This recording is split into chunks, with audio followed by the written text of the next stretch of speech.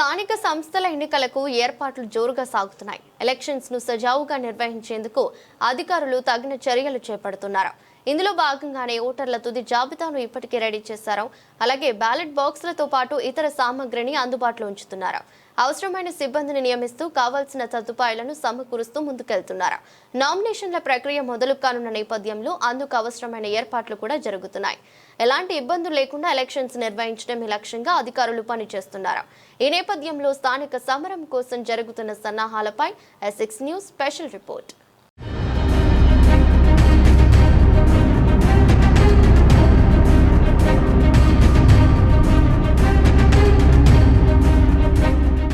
తెలంగాణలో local body election schedule విడుదల కావడంతో పల్లెల్లో సందడి నెలకొంది. ఎక్కడ చూసినా ఇప్పుడిదే చర్చ నడుస్తోంది.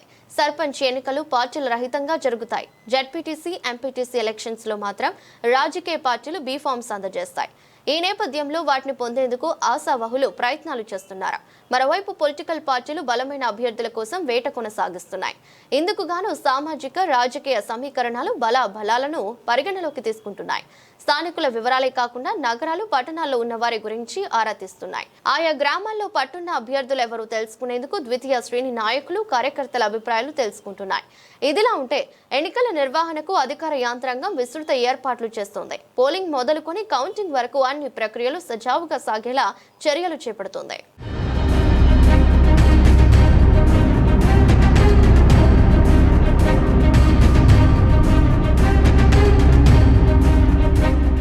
ఎలక్షన్ కమిషన్ సూచనల మేరకు ఓటర్ల జాబితాను సిద్ధం చేశారు. వారి సంఖ్యను అనుగుణంగా ఆయా ప్రాంతాల్లో పోలింగ్ కేంద్రాలను అందుబాటులో ఉంచనున్నారు.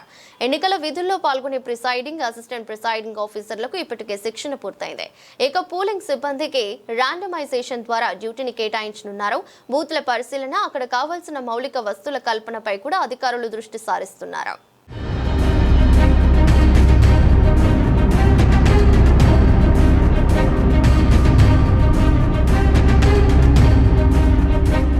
జడ్పీటీసీ, ఎంపీటీసీ ఎలక్షన్స్ లో పార్టీల తరపున బరిలో దిగే వారికి వాటి గుర్తులనే కేటాయిస్తారు.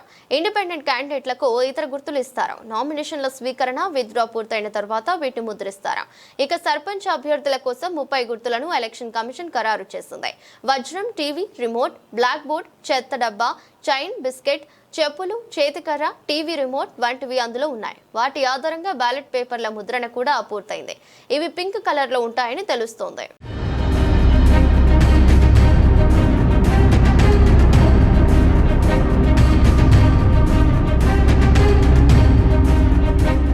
ఇక వార్డు మెంబర్ల ఎన్నిక కోసం 20 సింబల్స్ ను ఈసీ నిర్ణయించింది.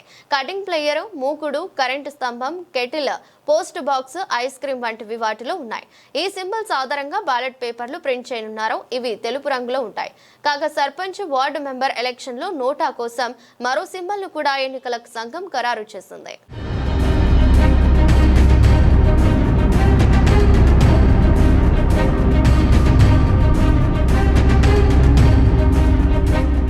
ఈసారి ఎన్నికలను పకడ్బందీగా చేపట్టాలని ఈసీ నిర్ణయించింది. దీనికి అనుగుణంగా అధికారులు కూడా కృషి చేస్తున్నారు. పక్కా ప్రణాళికతో ముందుకెళ్తున్నారు. లోకల్ బాడీ ఎలక్షన్స్ ను విజయవంతంగా ముగించాలనే పట్టుదలతో ముందుకెళ్తున్నారు. ఇక మరికొద్ది రోజుల్లో నామినేషన్ల ప్రక్రియ కూడా ప్రారంభం కానుంది. ఆ తర్వాత స్థానిక సమరం మరింత రసవత్తరంగా మారనుంది.